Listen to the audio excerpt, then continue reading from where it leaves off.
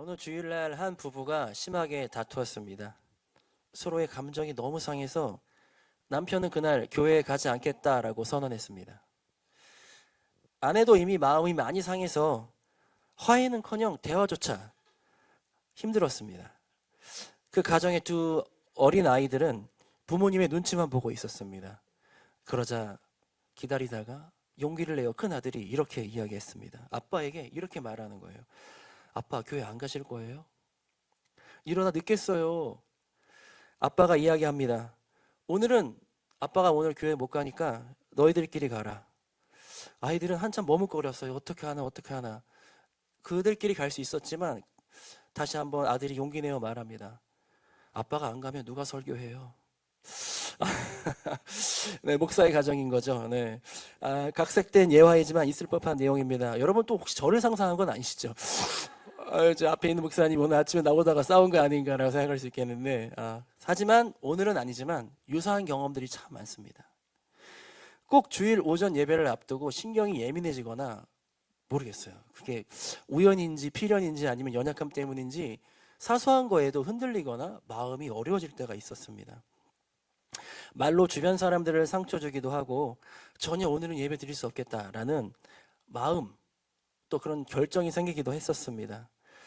저의 이런 모습을 보는 아내와 아이들의 그날의 예배의 은혜와 또 감동을 받았을까요? 어려웠겠죠. 예수님은 당시 말씀을 가르치는 바리새인들과 서기관들에게 나는 율법을 완전하게 하기 위해 오셨다고 말씀하셨습니다. 우리 마태복음 5장 17절의 말씀, 오늘 말씀의 이전 말씀인데요. 5장 17절의 말씀 함께 읽겠습니다. 시작.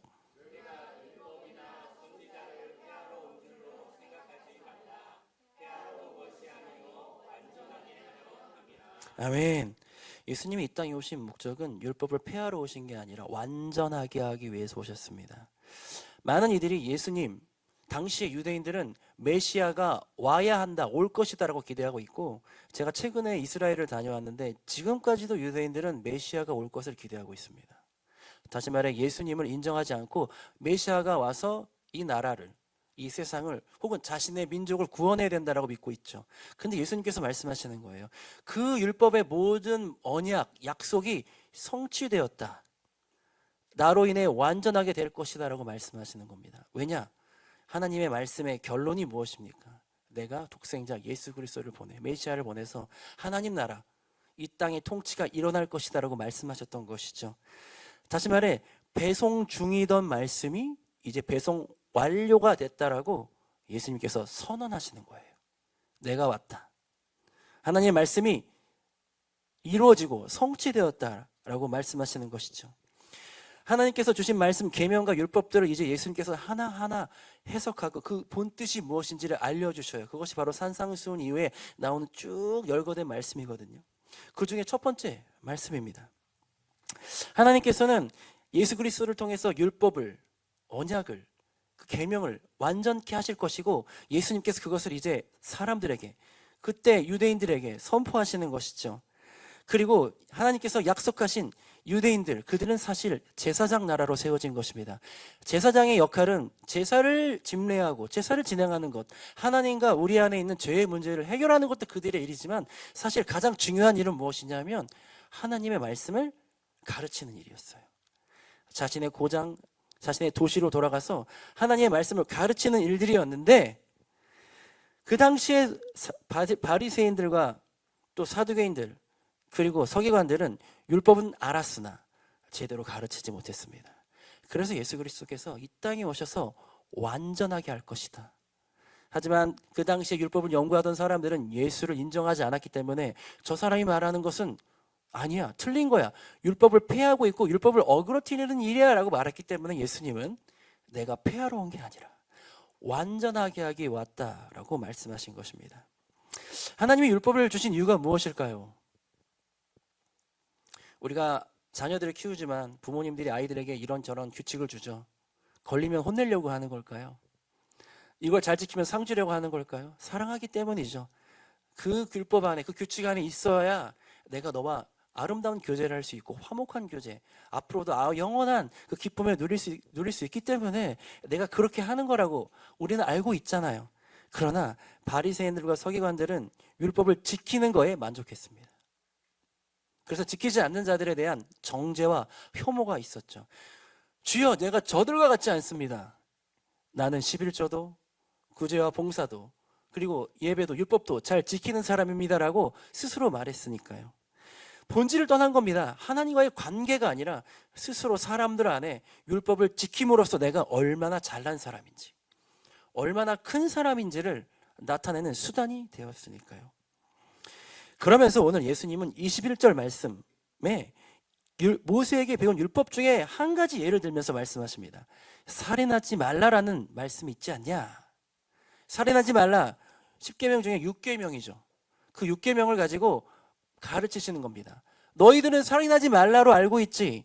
그러나 다시 그 살인하지 말라의 본뜻을 알려주겠다라고 말씀하시는 것이죠. 율법을 어기면 다 심판을 받는 것 당연한 일입니다. 하나님 말씀 안에 있어야 은혜 안에, 생명 안에 있는 것이죠. 율법을 어기는 것은 바로 죄와 가까운 것이고 죄의 문턱을 넘어서는 일이기 때문에 죽음과 가까운 일일 수밖에 없는 것입니다.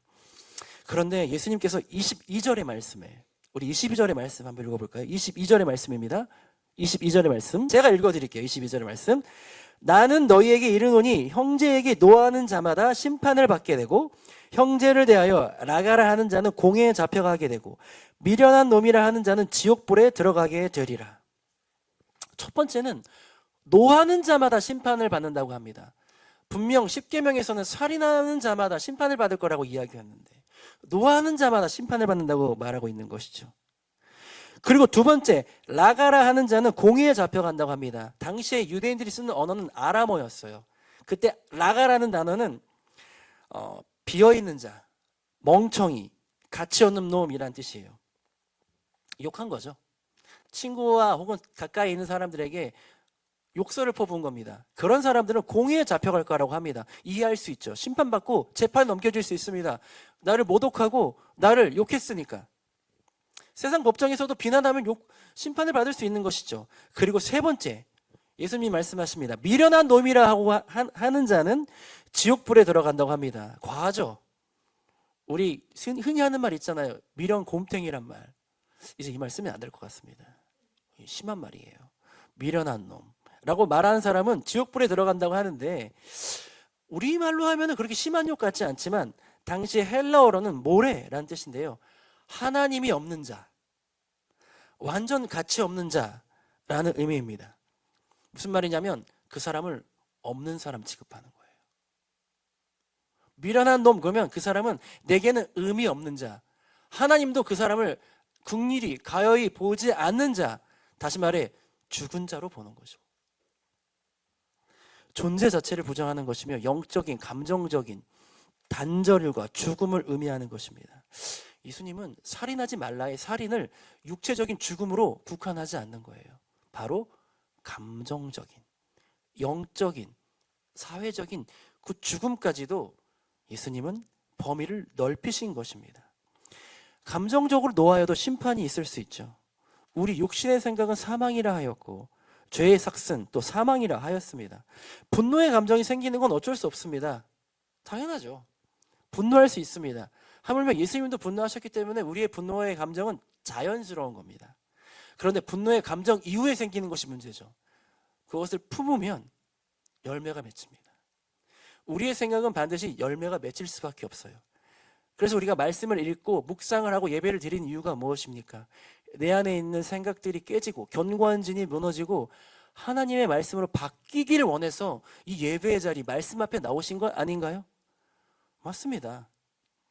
우리가 말씀을 들을 때 좋다, 참 아름답고 은혜스럽다라고 말할 수 있지만 사실 우리가 해야 할 일은 내 안에 있는 거짓된 생각들을 파해야 합니다. 그게 은혜예요. 은혜의 전 단계는 반드시 회개가 있습니다.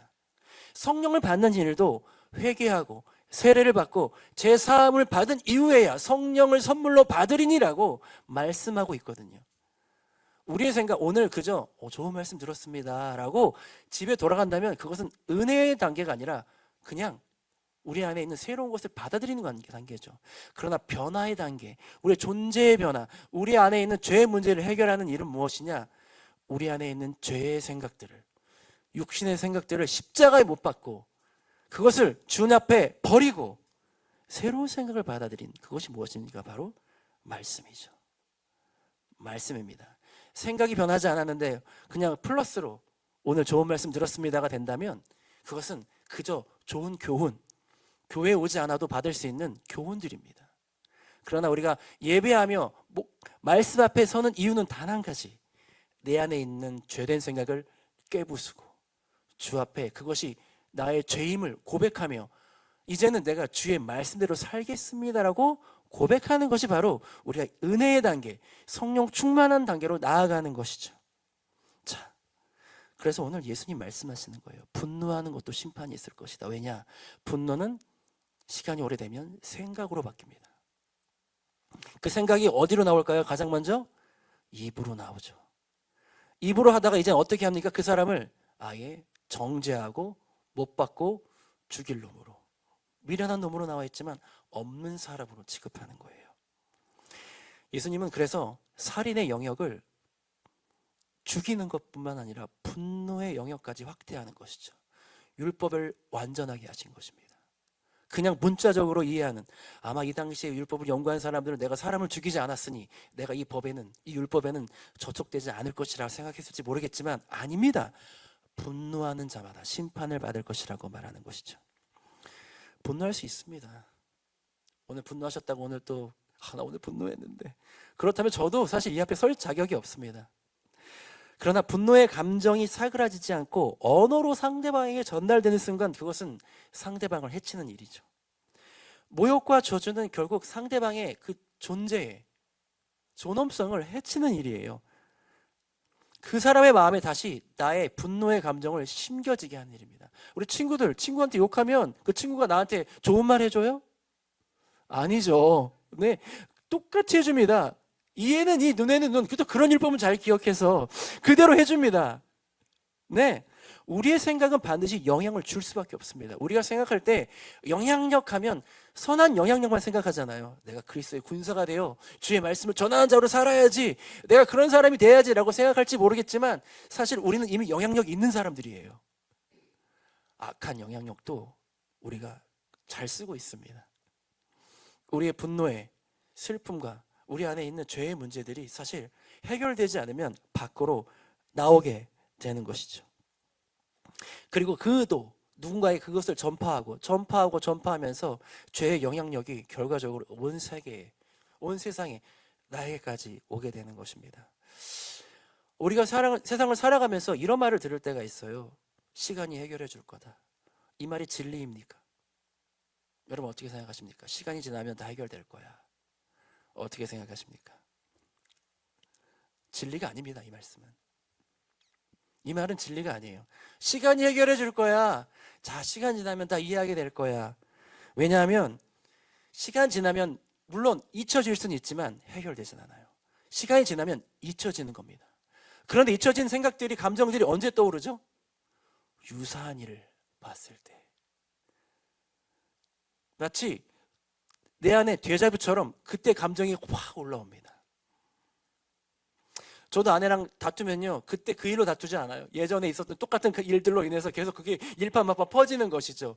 그때 해결하지 못했기 때문에 그 분노의 감정이 내 안에 여전히 살아 숨쉬고 있는 것이죠.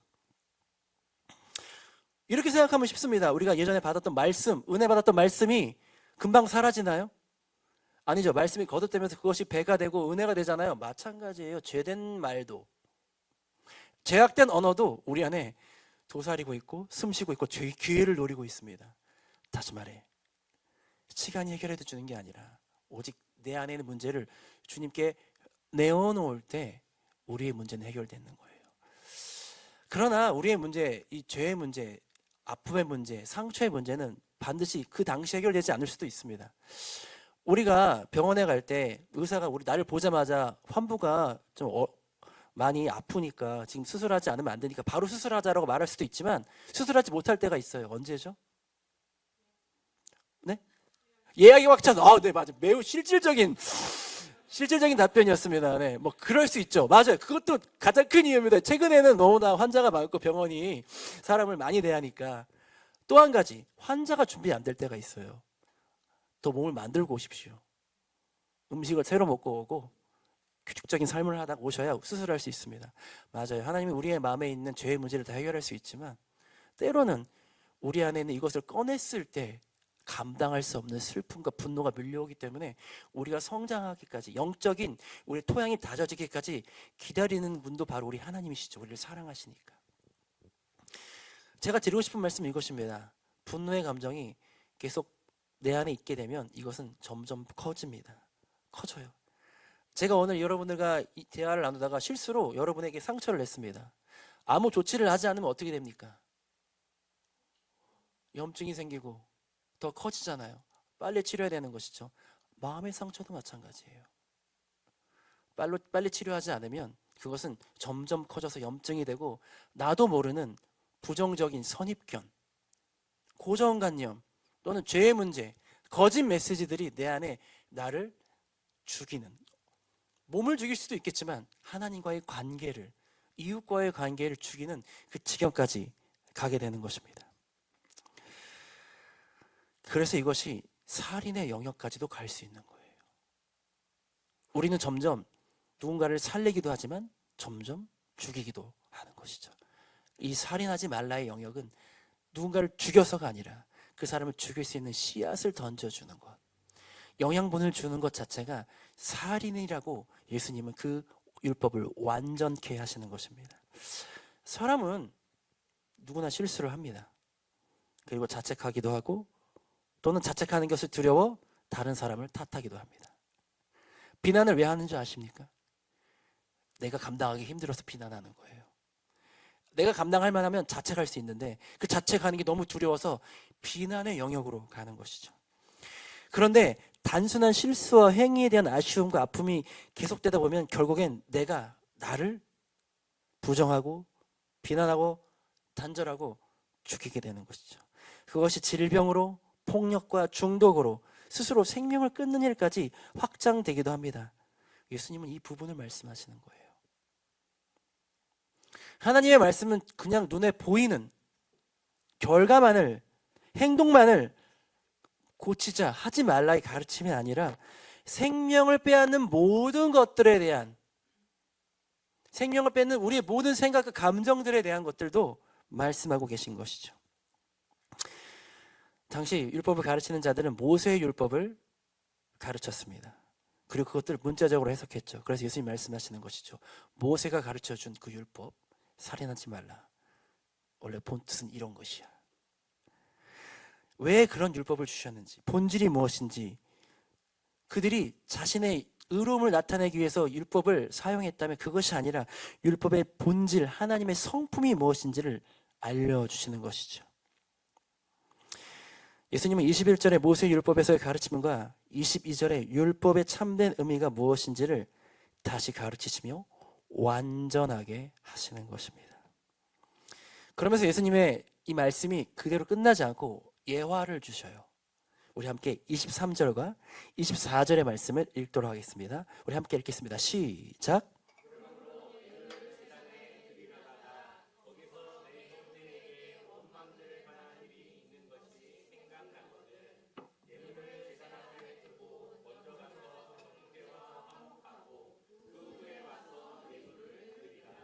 아멘. 하나님께서 무엇을 원하시는지 말씀하고 계십니다. 예물을 받으시는 분이시죠. 그러나 예물만을 받기 위해서 하나님께서 우리에게 재물을 주시고 감사할 제목들을 주시고 이 세상에 생명을 주신 것이 아닌데, 하나님은 예물을 드리는 자가 하나님을 향한 거룩함을 갖고 나오길 원하시는 분이십니다. 누군가와 싸우거나 분노의 감정을 갖고 원망하거나 그를 정죄하는 마음을 가지고 악한 마음을 가지고 와서 예물을 드리러 왔다면, 그리고 그것이 생각났다면 회개는 선물이에요. 아무나 회개하는 것이 아닙니다. 하나님이 깨우치게 하시는 거거든요. 예배하러 왔다가, 이건 은혜입니다. 사실 깨닫게 하셨다면 어떻게 하라고 나오죠? 어떻게 하라고 나옵니까? 바로 가서 급히 사화하라고 합니다. 예물을 드리는 것보다 더 중요한 건 나는 너를 받아야 하니까. 여러분, 최초의 살인이 언제 일어났습니까? 가인과 아벨. 가인이 왜 그가 살인을 저질렀습니까? 시기와 질투를 했죠. 그 동생 아벨을 죽였죠. 하지만 이것은 이미 그 마음 가운데 분노와 질투가 가득했기 때문에 하나님께서 그에게 경고하셨습니다. 너의 죄가 지금 문턱에 있다. 지금 너를 지배하고 있어. 우리가 생각할 때 가인의 예물을 안 받은 것이 아니라 성경에 정확히 나와 있어요. 가인과 예물을 받지 않으셨습니다. 하나님은 예물의 어떤 종류와 가치를 따지는 분이 아니시죠. 그렇다면 과부의 두 랩돈은 전혀 받을 만한 것이 아니었겠죠. 그러나 가인의 예물을 받지 않았다는 말씀은 사실 가인을 받지 않았던 겁니다. 이미 그 안에 분노가 있었기 때문이죠. 그 분노의 결과가 무엇이었습니까? 살인이라고 이미 나와 있잖아요. 모세 율법 이전에 이 일들은 이미 정의되었던 것입니다. 가인의 마음에 악한 마음, 이대로 두었다가는 살인을 저지르는 분노의 마음이 있었기 때문입니다. 맞아. 만약 이 말씀, 예수님의 말씀이 가인에게 전해졌다면 예물을 드리려고 하다가 바로 달려가서 아벨과 화해를 혹은 용서를 구해야 했겠습니다. 하나님은 원하시는 것이 한 가지예요. 나와 교제하자. 나와 동거하자. 하나님께서 천지를 창조하시고 아담과 하와를 지으셨을 때 많은 것을 원했을까요? 그들이 대단한 일을 하기를 원했을까요?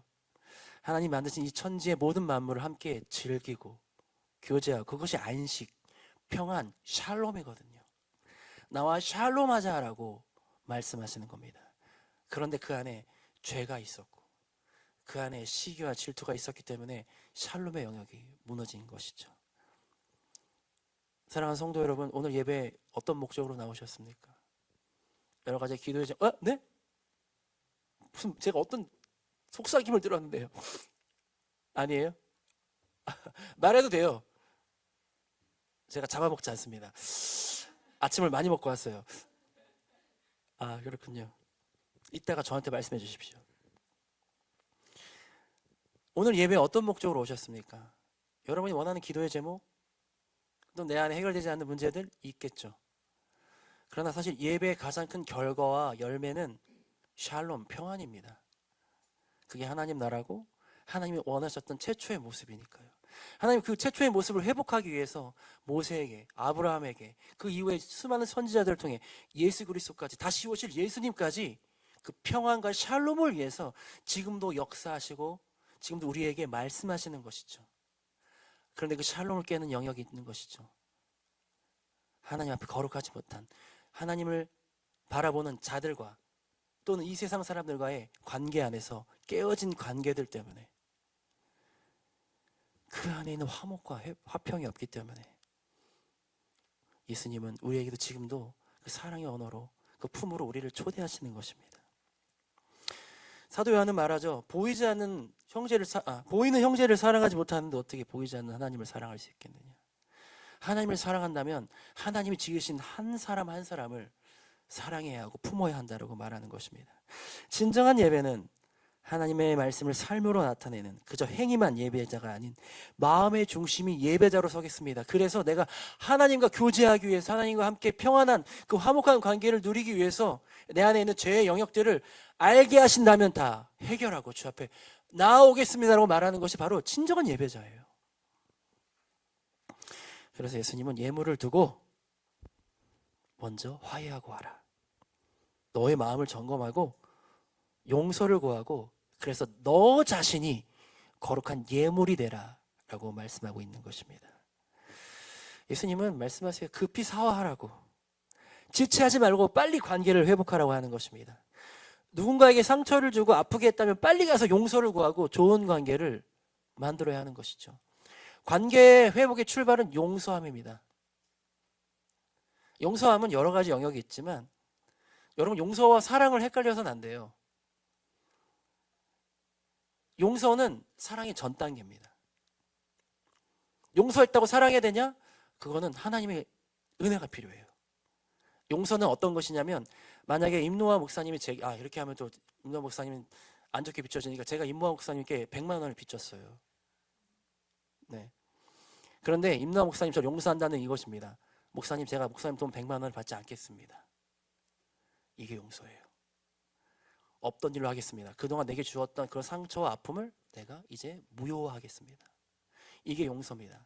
그런데 제가 다시 한번 임노아 목사님에게 저 100만 원만 꿔주세요. 그러면 임노아 목사님 저를 꿔줘야 되겠습니까? 아니죠.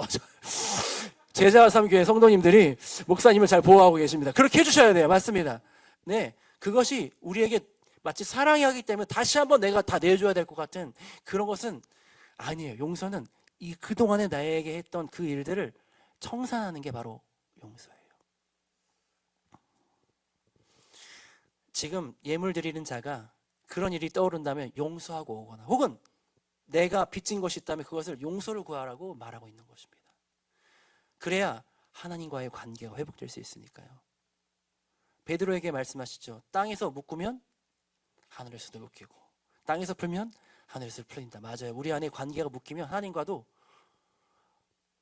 잘 이루어질 수가 없어요. 내 안에 용서하지 않은 자가 묶여 있으면 하나님은 나를 축복할 수 없습니다.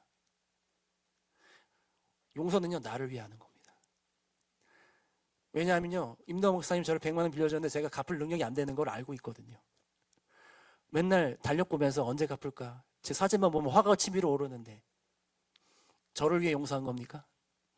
임노아 목사님을 위해서. 죄송합니다. 임노아 목사님 제가 예를 잘못 든 것 같아요.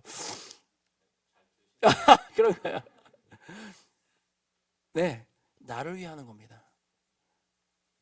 우리 안에는 정말 많은 상처와 아픔이 있는데 마치 이것을 내가 해결하지 않으면 또 내가 그 사람 그냥 놓아주면 내가 손해본 것 같은 느낌이 들지만요, 사실 진정한 회복은 받지 않기로 결정하는 겁니다. 그게 용서고 하나님께 나아갈 수 있는 방법이에요. 급히 사화하라고 합니다. 예물을 드릴 것이 아니라 네 안에 있는 문제를 해결하고 나와 회복하자. 나랑 동거하자. 나랑 교제하자. 라고 말씀하시는 것이죠. 왜냐하면 그렇지 않으면 이 세균에 다시 이 상처에 세균이 들어와서 번지고 덧나는 거잖아요. 작은 상처라고 할지라도 그 상처에 들어왔던 여러 가지의 메시지들, 세균들이 우리를 힘들게 하는 겁니다. 여러분, 우리 안에 있는 거짓 메시지는 주로 어떻게 들어오는지 아세요? 행복하고 사랑하면 들어오지 않아요. 상처와 함께 들어옵니다. 나를 아프게 하면서 전했던 그 말들 꽂혀요. 그게 덧나오고 아파서 나를 죽이고 그리고 그 사람을 죽이는 거죠. 그리고 그 사람뿐만 아니라 내 주변에 있는 자들에게 다시 나의 상처, 나의 무기를, 나의 결정타를 날리는 일들이 있게 되는 것입니다. 때문에 예수님은 말씀하시는 거예요. 해결해라. 살인하지 말라. 다른 사람을 살인하는 것뿐만 아니라 나 자신도. 너를 죽이는 그 생각들, 그 감정들을 해결해라. 우리는 이것을 그냥 덮어두면, 시간이 해결하리라라고 놔두면 시간이 더 번식하게 만듭니다. 사단이 하는 일은 뭐냐? 우리를 상처내는 게 아니에요. 여기에 더러운 오물을 던지고 갑니다. 그 다음에 우리는 그걸 스스로 오물을 가지고 여러 가지 생각을 해요. 누가 던졌을까? 이 오물 나를 더럽게 해서 난 더러워진 사람이야. 난 추한 사람이야. 이거 누가 던졌어? 나도 누가 던져야지라고 하면서 오히려 우리를 더 일파만파 퍼지게 하는 죄의 영역으로 초대하는 겁니다. 자, 그래서 말씀이 능력인 거예요. 사단이 그런 능력을 알고 있어서 말씀을 던지거든요. 자신들이 갖고 있는 비난의 언어를. 그럼 우리는 하나님의 언어를 알고 있죠. 생명의 말씀이 던져졌을 때 그것에 대한 누룩과 같이 커지는 주의 은혜를 깨닫는 게 바로 우리에게 주신 하나님의 은혜와 능력인 줄로 믿습니다. 예수님의 말씀은 위선적인 자들을 향한 경고의 메시지예요. 문자적인 해석으로 그저 율법에 있는 내용만 지키는 것은 진짜 하나만 알고 둘은 모르는 겁니다. 예수님이 그거에 대한 본질을 가르쳐주고 계신 것이죠. 스스로 만족하는, 내가 이거 지켰으니까 나는 위대한 자야. 나는 큰 자야. 난 이미 복받은 자야. 천국이 내 것이야 라고 말할지 모르겠지만 예수님은 그것이 아니라 완전케 하기 위해서 진짜 본질, 하나님이 원하셨던 것이 무엇인지를 말씀하고 계신 것이죠. 죄의 뿌리까지 점검해라. 너를 아프게 하고 너를 슬프게 하고 누군가를 비난하고 죽이게 하는 그 마음까지도, 생각까지도 지켜내라. 고쳐내라. 회복해라. 그곳에 하나님의 말씀을 심어라 라고 말씀하시는 거죠. 예수님은 그저 이 땅에서 준법 정신이 뛰어난 사람으로, 말씀 잘 지키는 사람으로, 그래서 괜찮은 사람으로 살아가는 것을 원하는 것이 아니라 하나님 나라의 백성으로 살기를 원하시는 것입니다. 오늘 말씀을 통해 저와 여러분이 고민할 것이 참 많아졌습니다. 그렇죠? 제가 은혜를 전하러 온 게 아니라 고민을 던져주러 온 것 같습니다. 이제는 단순히 신호등을 지키고 안 지키고를 떠나서 이제 이렇게 되는 거예요. 신호등 빨간불이니까 안 가야지, 파란불이니까 가야지가 아니라 신호등 앞에서 나는 어떤 생각을 하였나? 가 말아 이거. 빨리 시간 늦었는데 빨리, 이거 오늘 아침에 저의 생각일 수도 있습니다. 빨리 가 말아. 그런데 파란불인데 파란불이 끝나가고 빨간불에 누가 건너가는 사람이 있습니다. 저 사람 왜 저래? 저 사람 진짜 법도 안 지키고 진짜 저 사람 저러다가 진짜 이런 험한 생각까지 하잖아요. 저 사람 저러다가 이렇게 되면 좋겠다라고 생각하기도 하잖아요. 신고해 마라. 그것이 바로 정죄함이죠. 그 사람을 가치 없는 사람을 여기는 것이죠. 오늘 예수님 말씀하셨던 미련한 놈이라고 말하는 것과 동일한 것입니다. 나는 하나님의 마음으로 사람들을 살리는 자로 살아야 하는데 자연스럽게 누군가를 죽이며 저 사람은 천국에 못 가, 저 사람은 하나님도 품을 수 없어라고 이미 결정하고 재단하진 않았습니까? 제가 지난주에 고등학교에 와서 고등학생들을 가르치는 일을 했었어요. 제가 하는 게 강점을 가지고 그 사람이 갖고 있는 놀라운 점을 발견하고 얼마나 당신이 놀랍고 아름다운 사람인지를 알려주고 격려하고 지지하는 사람이거든요. 그런데 제가 그곳에 갈 때 한 가지 선입견이 있었습니다. 제가 살던 동네였거든요. 근데 그 동네 학교 고등학교 형들이 그때 되게 무서웠어요. 제가 어렸을 때는 돈 뺏고 때리고. 녹화되고 있나요? 내가 고등학교 이름 말하면 안 되겠네요. 그런데 거기에 제가 이번에 간 거예요. 선입견이 있었죠. 그리고 거기에 있는 제 아는 그 선생님이 그 아이들이 사실 가정적으로 어렵고 또 여러 가지 뭐 어려움이 있고 뭐랄까 좀 학습에 있어서 어려움이 있고 뭐 여러 가지 감정적으로 집안 환경으로 어려움이 있다라고 얘기하고 저한테 말을 하더라고요. 그러니까 저는 자연스럽게 안 좋은 상상을 하고 가는 거예요. 할 수 있을까? 나는 강점을 전하는 사람인데 그들의 강점 말할 수 있을까? 기도했어요. 하나님, 제가 그들을 있는 모습 그대로 보고 싶습니다. 그들이 갖고 있는 그 놀라운 강점들을 제가 진짜 자연스럽게 하나님의 바라보시는 모습으로 보고 싶습니다라고 기도했어요. 그리고 그들을 만나고 회개했습니다. 왜냐? 제가 우려했던 그 선생님이 말했던 그런 모습이 제게는 보이지 않았기 때문이었어요. 아름답고 존귀한 자들이었습니다. 그런데 이미 내 안에 있는 상처, 선입견, 그리고 제가 비난받거나 그들에게 인정받지 못할 거란 그런 두려움, 내가 강의를 잘하지 못했을 때 그 아이들을 탓하려고 하는 저의 그런 본질적인 제 안에 있는 본연의 그 죄악, 그것을 회개했습니다. 하나님, 이제는 제가 하나님의 사람으로 모든 사람들을 가능성과 놀라운 그들의 재능과 강점을 보는 사람으로 살아가겠습니다라고 다시 선포했어요. 제가 이 사역을 시작한 지가 벌써 7년이 돼가고 있고요. 1000명 이상의 사람을 만났는데 여전히 전 그렇습니다. 여전히 사람을 있는 모습 그대로 보지 못하는 게 저의 모습이었어요. 여러분들은 어떠신가요? 여러분들은 나 자신뿐만 아니라 주변에 있는 사람들에 대한 기대와 사랑이 여전히 넘치고 있습니까? 오늘 교회 오면서 혹은 아침에 일어나면서 혹은 일주일간 살아오면서 누군가를 가치 없는 사람으로 여기진 않았습니까? 저 사람은 안 되겠다. 뭐 욕까지는 안 했을 수 있죠. 우리 제자삼교회 성도님들은 훌륭하신 또 영적인 그런 은혜를 갖고 있는 분이시라 입 밖으로 내지는 않았지만, 그러나 입 밖으로 내지 않았어도 내 안에 있는 정죄와 판단으로 그 사람을 이미 내게는 죽은 자로 판단하지 않았습니까? 관계하지 않으리라. 저 사람과는 말도 섞지 않으리라. 그 가치를 혹시 너무 폄훼하진 않았습니까? 여러분들 얘기해서 죄송합니다. 사실 제가 그런 사람입니다. 사실 저는 은혜로운 사람이어야 하죠. 그래서 그런지 제 자녀들이 가장 많은 상처를 받아요. 제 아내와. 그럴 줄 알았는데 그러지 못하니까요. 근데 목사인 저만 그럴까요? 여러분들은 이미 하나님의 사람으로 사람들에게 알려져 있지 않습니까? 여러분들의 입과 여러분들의 생각은 여전히 그들을 향한 기대와 사랑으로 넘치고 있나요? 바리새인들과 서기관들도 이 당시에 말씀을 가르치는 그들도 율법을 잘 지켰습니다. 그런데 예수님은 그들에게 더 하나님 앞에 더 나아가길 요청하고 있는 것처럼 우리에게도 그런 말씀을 하고 계십니다. 예수님 말씀하세요. 너희의 의가 바리새인들과 서기관보다 낫지 않으면 결코 천국에 들어갈 수 없다고. 질문하겠습니다. 바리새인들과 서기관들 천국에 들어갈 수 있는 건가요? 아니죠. 더 나아야 들어간다고 했으니까. 비교급이잖아요. 그들도 못 들어갔대요. 의로움은 하나님과의 관계입니다. 하나님이 나를 바라보시듯 나도 사람들을 바라보는 그 시각, 그 결심, 그 결정이죠. 우리는 예배에 앞서 거울을 보기보다 제 마음에 말씀에 비추어 내 감정과 생각을 점검해야 합니다. 나는 지금 누군가 불편한 관계에 있는 것은 아닌가? 나는 지금 내 마음에 누군가를 죽인 채로 살아가는 것은 아닌가?